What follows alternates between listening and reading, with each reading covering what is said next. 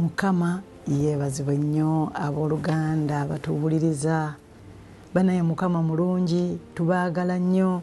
Mwebale okubeerangawo buli ssaawa ne mulindirira okuwuliriza ekigambo kya Katonda ne tugabanira wamu. Okusooka kwa byonna twagala okwebaza Omutonzi. Twagala nnyo okwebaza Omutonzi.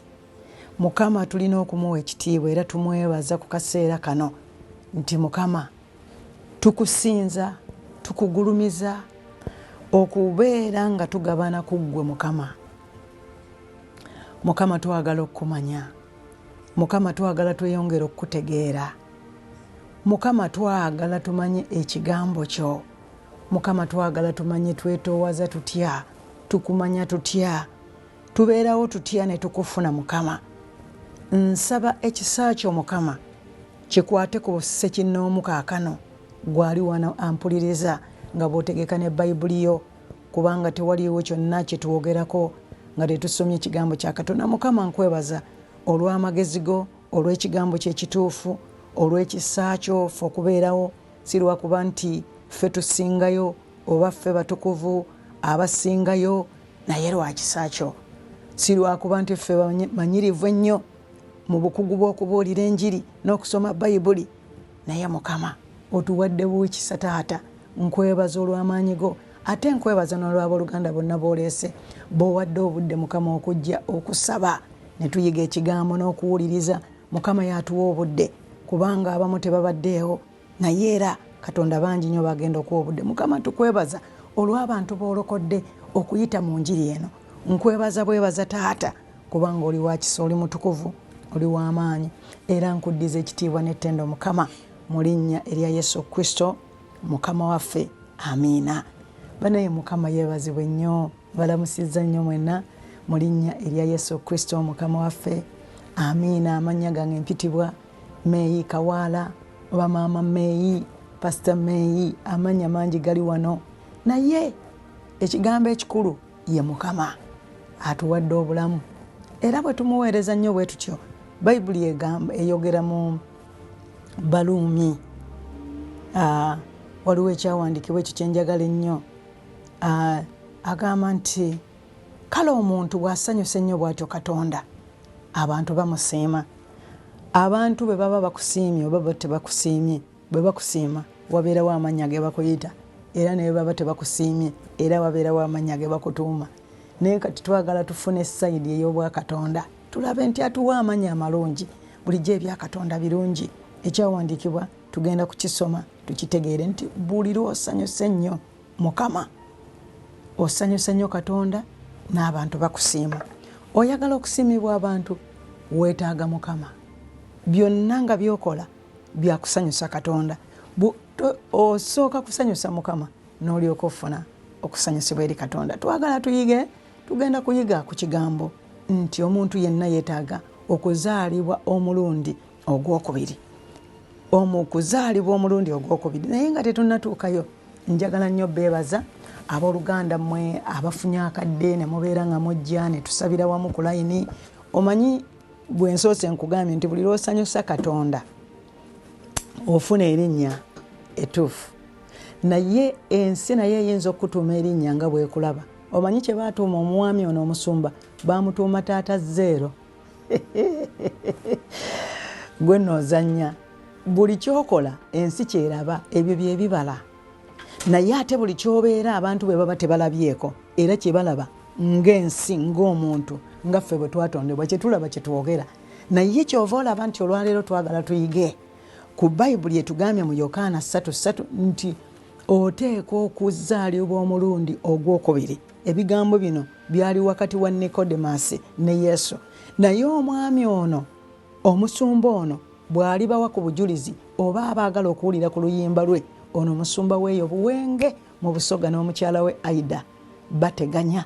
Era ekiro ky'olwaleero be batubuulira enjiri, kale weewuunye, baatuwa obujulizi ne bukwata ku bantu ab'enjawulo okuva mu Buyindi, e Dubai, e Sudaani, e Uganda ne mu byalo, abantu Nigeria, e Kenya, abantu abasinga bwe batyo beba bajja ku layini. Era nga waliwo n'abava e Buwalabu, banaye weewuunye Mukama alokodde abantu, akutte ku bantu, akomye ku bantu lwa kigambo kye, si lwanze maama May naye lwa kigambo kya Katonda. Era neebaza Katonda nti ye atuwa ekigambo ekituufu kyayagala tuweeyo, ffe tuli bibya bubya. Banaye ninga abeeyanjulira tusobole okubeera ku mulamwa wamu n'omuntu bw'aba nga ajjula emmere ategeka, otegeka abantu we banaaliira, otegeka essowaani, otegeka akava akalungi, n'otegeka enva endiirwa, ne taata wanaatuula wabeera wanjawulo. Nammwe ne mutuula edda twatuulanga ku lujjuliro ne tutuula, naye maama ategeka n'afumba ekinyeebwa n'akireka oba ku sigiri oba nga afumbisizza nku ne kiboobera, n'ettooke ne liboobera. Bannaaye n'ekigambo kya Mukama bwe kiri. Kakati bwe tuteekateeka ne mutegeera engeri obuweereza gye butambulamu n'engeri gye tuweerezaamu n'essaawa, bw'oba oyagala okutegeera ebisingawo, tunulawo ku screen waliwo ennamba. Ennamba eyo eri plus, waliwo akagattako n'okuba naddala bw'oba oli mu America kuliko 256 775 478 434. Oba oyinza okuba bw'oba oli mu America n'okuba ennamba eri akagattako 857 266 274. Ezo z'essimu eza office, kubanga abantu bangi beetaaga okwogera nabo. Tufunye obujulizi bwe buti, abantu bangi abaweddemu amaanyi mu biseera nga bino, era abantu bangi ababadde baweddemu amaanyi naye bwe bawulidde enjiri ne bakola ki, ne bazzibwamu amaanyi, nga oluusi tebamanyi wa kukuŋŋaanira, tebamanyi kyakukola, tebakola, tebalina ssente, tebamanyi anaayamba, naye bannaye bazze ne batusesenkana. Era Katonda kyatukozesa kyokka kye tusobola, Mukama kyatukozesezza era kye tukola. Kakati bw'obeera eyo owooluganda, njagala okukubira era omulango. Olaba ennamba ezo, waliwo ennamba ezigamba nti support the ministry, era oyinza okuwagira omulimu. Ezo zennyini ze nnamba, naye bw'okuba ku ssimu eyo gye nkugambye ey'okusabira abantu ng'olina n'ekibuuzo, yongera obuuzo otegeere bulungi. Tibannayenze bwe mba njagala okuyamba nkola ntya, kubanga obuweereza buno butambulira era ku ssente. Ssente zeetaagisa okuwagira omulimu. Era njagala okutegeeza nti Katonda ye yennyini yakoze omulimu guno, tewaliiwo kyabwereere. Nammwe mukimanyi muli Uganda. Bannaye tuwagira omulimu gwa Katonda, si lwakuba nti ensimbi tuzaagala ffe tuzeewe, naye abantu abalokose bwe mbalaba, May nkwata ssente nenziteeka mu mulimu gwa Katonda gusobole okutambula. Nkomeddwako nnyo n'olw'abantu bangi. Banaye tulina abasumba ab'enjawulo, mbadde mbabagamba. Tulina omusumba David Light Mukisa n'omukyala Dina Mukisa, be bali mu kifo awaagalamira omusumba Benon Kawaala erubira.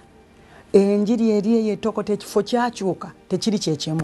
Eyo branch ya Healing Outreach Ministries mu Lubira e Busoga.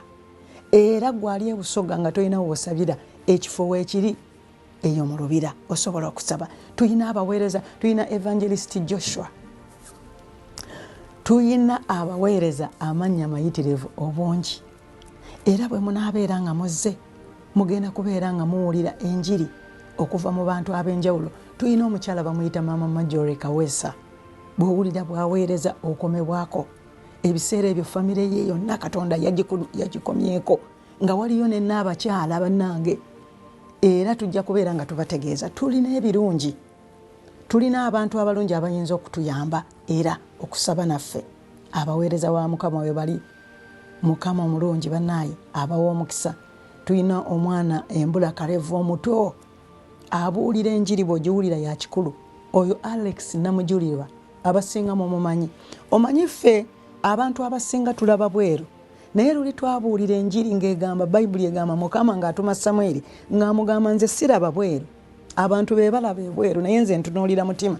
Njagala okutegeeza olunaku olwaleero, oba oyagala okuwulira enjiri eri ku musingi ogwa Namaddala, buuza omwana muto Mbula Kalevu ayitibwa Alex Namujulirwa.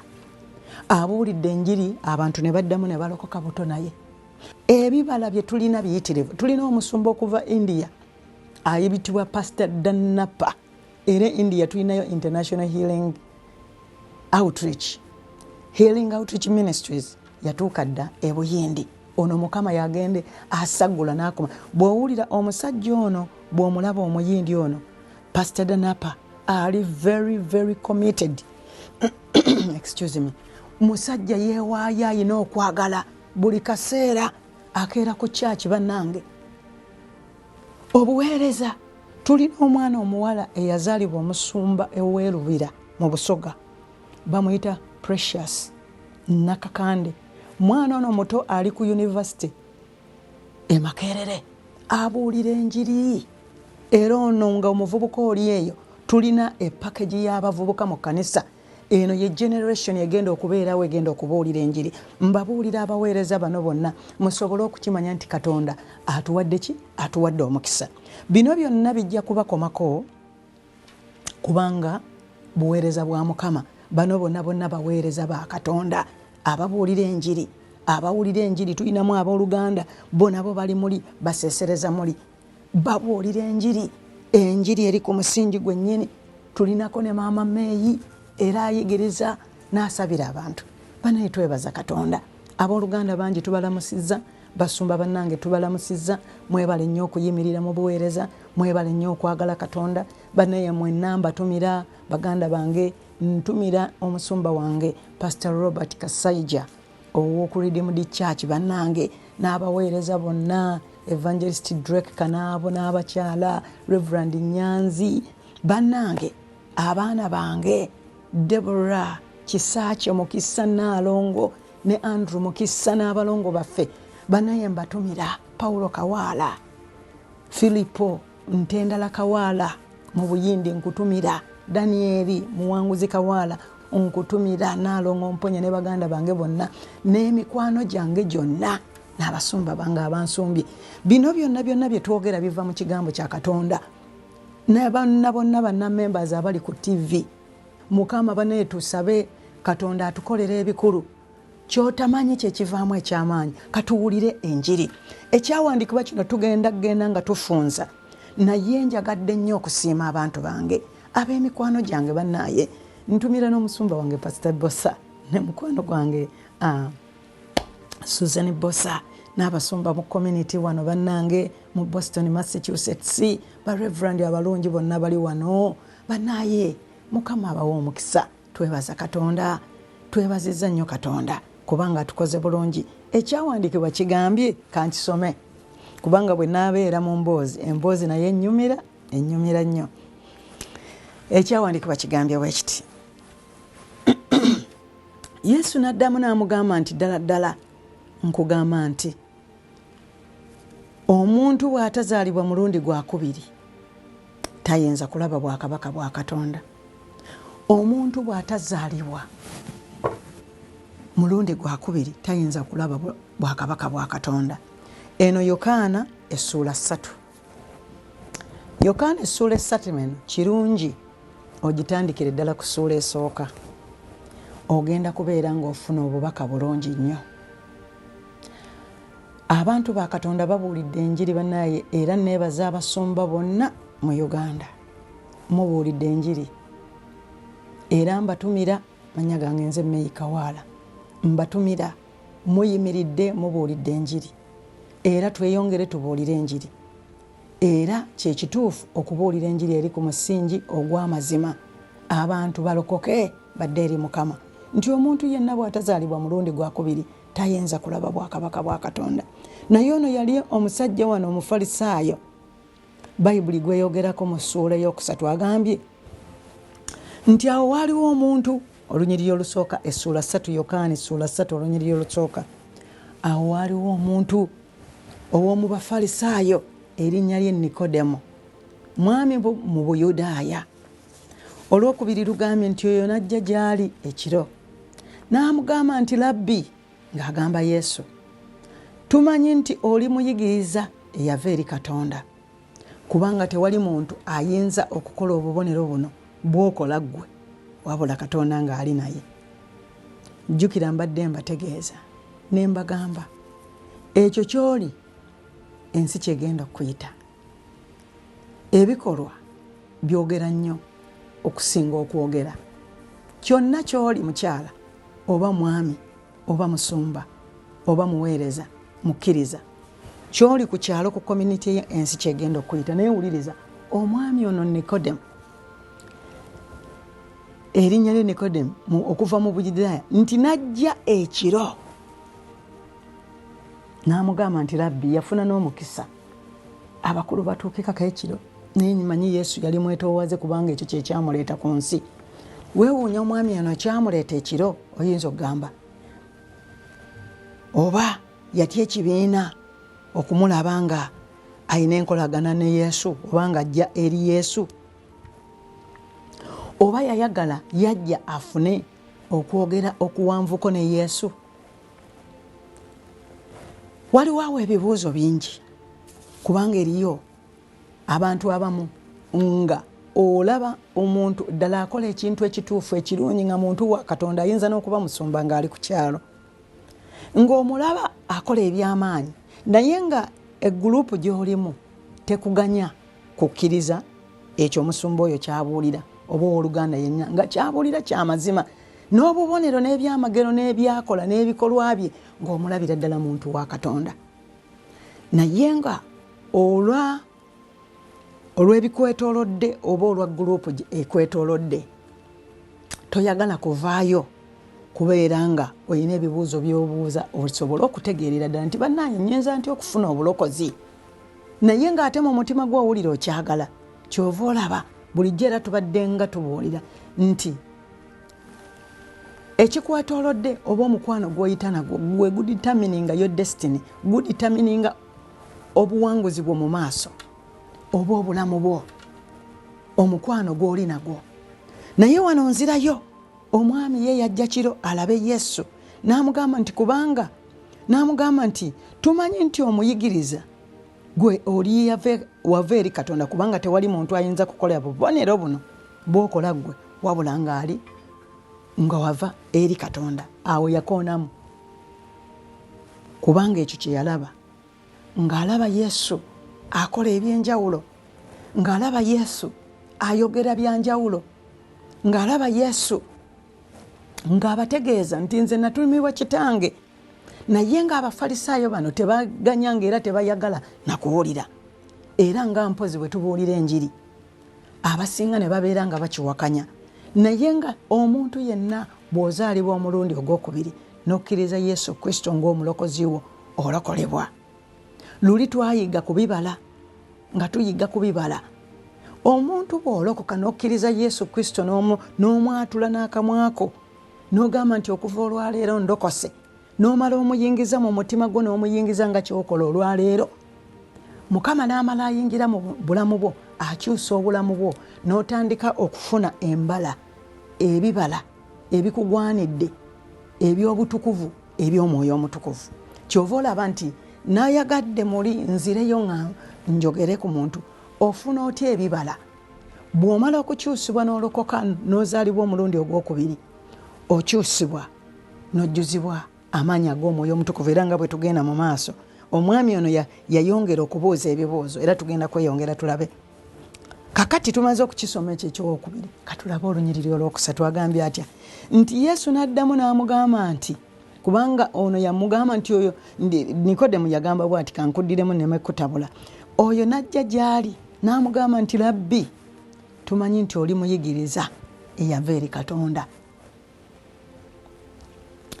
kubanga tewali muntu ayinza okukola obubonero buno bw'okola gwe wabulanga Katonda ng'ali naye oyinza okubeera nga nawe bakikugamba kubanga abantu kati balaba ebibala byo balaba embalayo balaba okwogera kwo balabye entambula zo bakulabye ng'oli mu community kasookanga Mukama akuyita okumuweereza nga wamukkiriza ebikolwa byo bibakomako ebikolwa byogera nnyo yembala omwami ono ayogedde nti kubanga tewali ayinza okukola byokola oba byoyogera ddala nga takyusiddwa maanyi ga Katonda ddala nga talokose awo kyetuva tuddayo mu bye tubadde tuyiga nti omuntu yenna bw'alokoka tekikoma kugenda mu kkanisa kyokka naye omuntu tuba tugenda mu kkanisa ne tweyongera okuyiga ne tweyongera okusumbibwa ne tweyongera okuyambibwa mpozi tusobole okubeera nga tukyusirizibwa ddala okufuna ebibala ebituyamba, era ebibala bino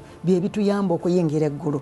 Eggulu tuliyingira tutya? Ebiseera byaffe nga bituuse, nga Mukama atunonye nga kyekiseera kyo okuva mu nsi, ddala ebibala bituyamba okutuuka mu bwakabaka bwa Katonda. Olwokusatu kanduddemu, Yesu n'addamu n'amugamba nti ddala ddala nkugamba nti omuntu bw'atazaalibwa mulundi gwakubiri tayinza kulaba bwakabaka bwa Katonda. Nkinnyonnyoddeko ekyo. Olwokuna luno Nikodemu n'amuddamu. Nikodemu n'amugamba nti omuntu ayinza atya bw'abanga mukadde ayinza okuyingira mu lubuto lwa nnyina omulundi ogwokubiri n'azaalibwa?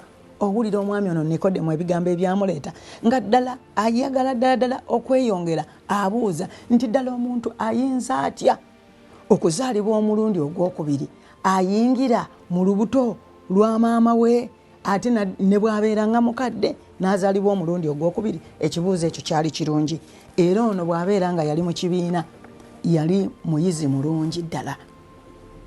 Era wali waggulu we yabuuzizza kiri nti kubanga abantu bwe balaba obubonero nga si bwakifuusa bamanya nti olina Katonda. Naye kati wano olabye era ono bw'abuuzizza, ayagala okumanya ekibuuzo kye yabuuza naawe wandikibuuzizza.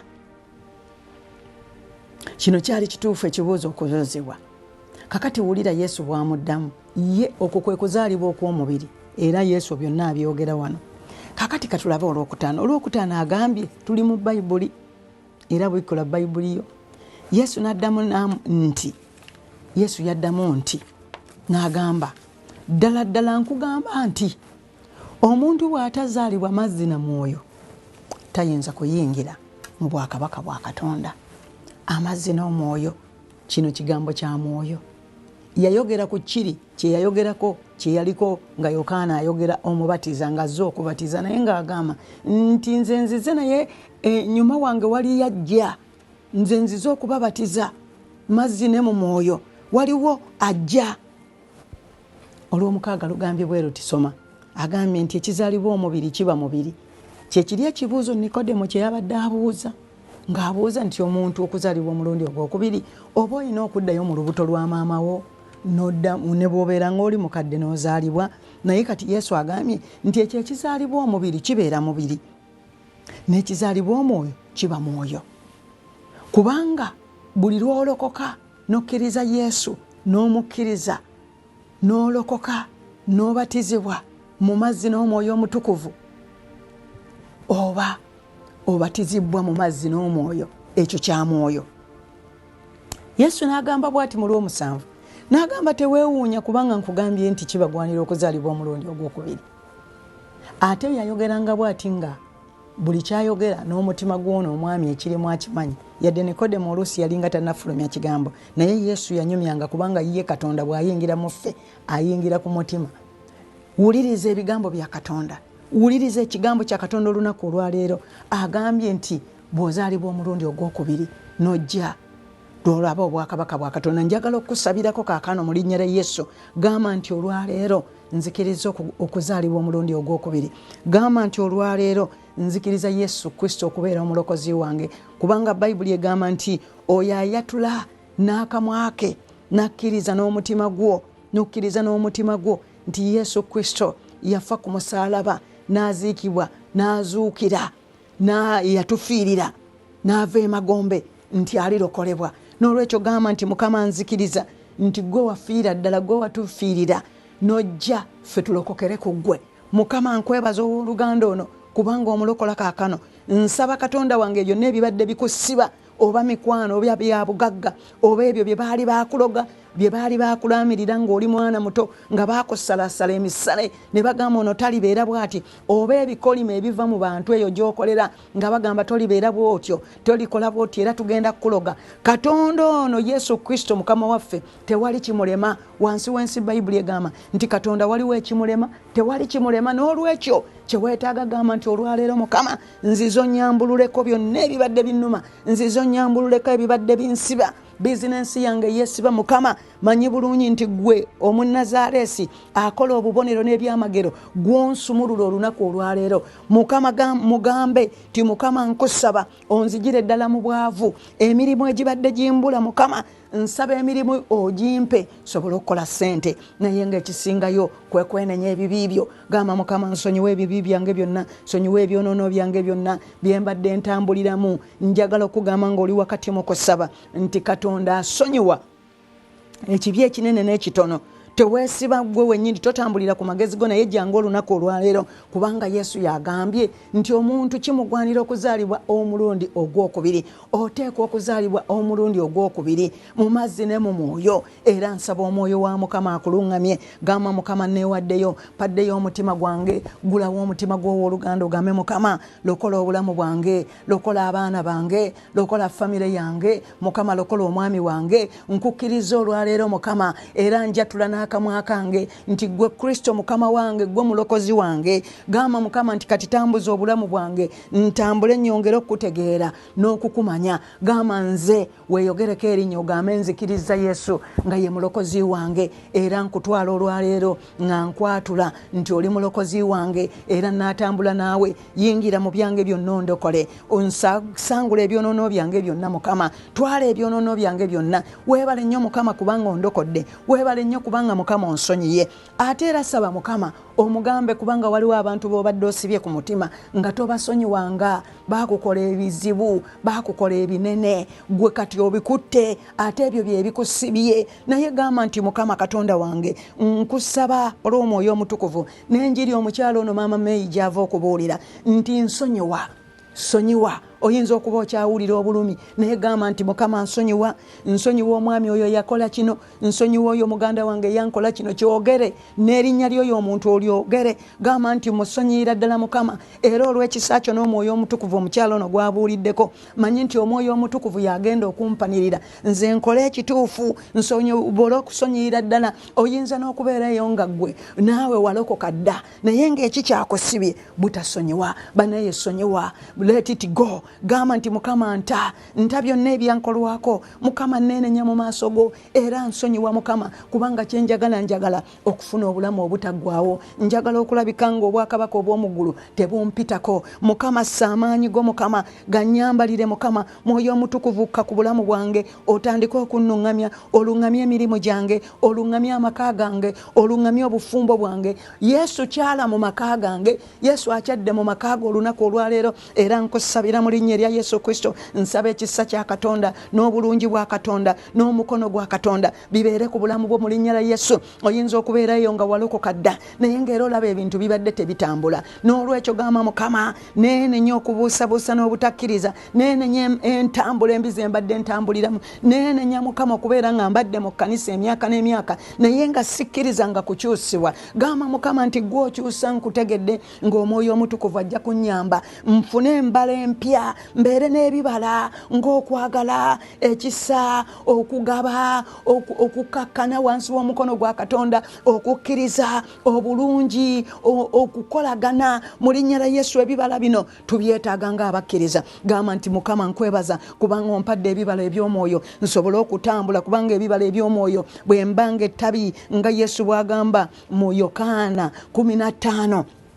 Ebibala eby'omwoyo nti ffe ttabi, ebibala ebyo ebibeera ku ttabi yeffe, era bwe tubala ebibala Mukama ffe tuli ku muzabbibu. Mugamba Mukama nkwebaza kubanga okuva olunaku olwaleero ngenda kubanga mbala ebibala. Kwebaza olunaku olwaleero kubanga Yesu onkyalidde, okyadde mu bizinensi zange, okyadde mu baana bange, ebyamalogo byonna mbyesalako, yirizi zonna nze yambulula, bye nali ndoga byonna kubanga Mukama abikusonyiye, bye mbadde nvuma. Ne bw'oba obadde mu kyaki ng'ogenda mu kyaki, bangi bagenda mu kyaki naye nga tolokokanga. Gamba nti olunaku olwaleero ndokose mu linnya lya Yesu, era nsaba Katonda wange gwe omulungi onyambe nsobole okuwuliriza abaweereza ba Katonda, mbuuze n'ebibuuzo nsobole okutegeera ng'omusajja ono bwe yali abuuza Yesu ebibuuzo. Naye naawe olwaleero ezo essimu z'olaba ku screen osobola okuba, ate bw'omala okulokoka ofune ekkanisa entuufu gy'oba ogendamu osabe, era otandike okubeera ng'ofuuka omuyigiriza, kubanga ono omuyigiriza olowooza Yesu akukyalidde,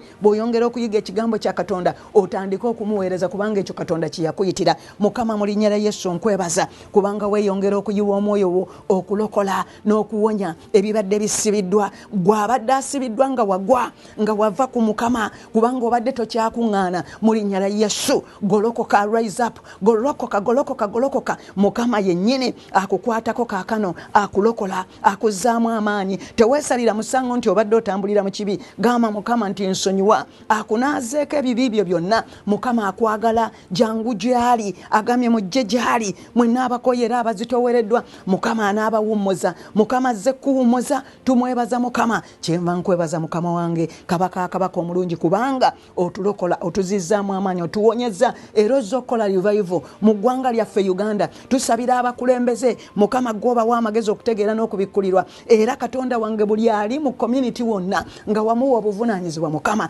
mulokole ate omuwonye. Banna abakyala, bakabaka bonna Mukama wajja kulokola abakulu, abanene, abatono, abeeru, abaddugavu, ababbulu, bonna Mukama abawanvu n'abampi. Yesu yajja kutulokola. Mukama azze okutukyalira era aleese revival. Mukama kyenva nkwebaza omwoyo omutukuvu kubanga onyweza ekigambo kyo. Byonna mbikwebaza Mukama era nga nkusabye weebala okulokola era weebala otulokola mu linnya erya Yesu Kristo Mukama waffe. Amiina.